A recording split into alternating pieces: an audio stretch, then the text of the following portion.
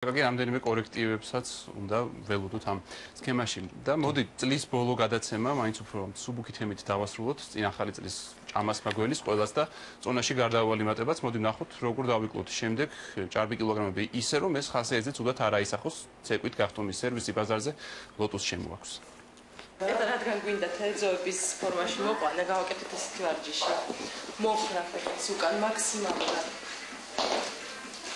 დავამატოთ სტუმრა. ნინო მასტინძელაშვილი გარეგნობაზე განსაკუთრებით ზრუნავს. დამწყება მოდელმა კარგად იცის, კარიერული წინსვლა რომ გარანტირებული ჰქონდეს, მუდმივად ფორმაში უნდა იყოს. ამიტომ ფიტნეს კლუბების ხშირი სტუმარია. გახტომა როგორც ესეთი არ მჭირდება, მაგრამ ჩემი პროფესიიდან გამომდინარე, რადგან ვარ მოდელი, სულ ფორმაში და ტონუსში უნდა ვიყო და მეხმარება ამაში მაქსიმალურად ზუმბა ფიტნესი. ეს არის საუკეთესო გამოსავალი ჩემთვის, რადგან ტრენაჟერებთან შედარებით ძალიან სახალისოა და ნაკლებ დროში ვაღწევ იმ შედეგს, რასაც მინდა. Yo vengo presentándote la zumba y ya sé que te va a gustar. Sí.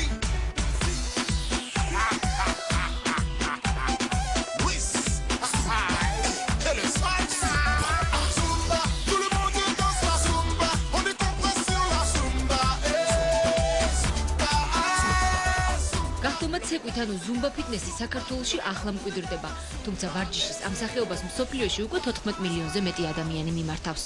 არის ძალიან ეფექტური სახალისო ენერგიული ვარჯიში, რომელიც შეიცავს ცეკვის ელემენტებს, სწავლობთ ცეკვასაც, ხდება ანუ სახალისო ცეკვის დროს ჩართულია ყველა კუნთი, იწובה დიდი რაოდენობით კალორია, რის ხარჯზეც ხდება ცხიმების წვა, წონაში კლება და ტანის კორექცია. ვარჯიში ცეკვა გრძელდება 1 საათის განმავლობაში, საკმაოდ დამღლელია, მინდა გითხრათ. უდრის 2 საათიანი ტრენაჟერებზე ვარჯიშს არის გასახდომად ძალიან ეფექტური საშუალება. ისე ტონუსში მოდის კუნთები, რომ საკმაოდ ლამაზად ჩანს მერე, აი მოგწონ საკუთარი თავი.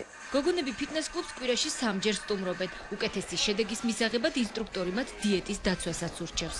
ეს არის სახალისო, აბსოლუტურად გამამხნევებელი და თავს გზნობ აბსოლუტურად მოძრავად უფრო მობილურად, ასე ვთქვათ, აზროვნებაც და მგონი სწრაფი გამიხდა. მოკლედ, ჩემი ცხოვრების ტემპი შეცვალა ზუმბამ. რაც ყველას ურჩევდი, რომ მოვიდნენ, იმიტომ რომ წონაზეც დამეტყო, თვითონ ფორმებზეც დამეტყო და ძალიან კმაყოფილი ვარ. ვარჯიშის ამ მიმდინარეობას ევროპასა და ამერიკაში მანდილოსნების გარდა მამაკაცებიც აქტიურად მიმართავენ, თუმცა საქართველოში ამით ჯერჯერობით მხოლოდ სუსტი სქესის წარმომადგენლები ინტერესდებიან. დღეს სულ ეს იყო ბიზნეს კურიერი ამ კვირაში, ამით ასრულებს თქვენთვის მუშაობას მომავალ წლამდე გემშვიდობებით.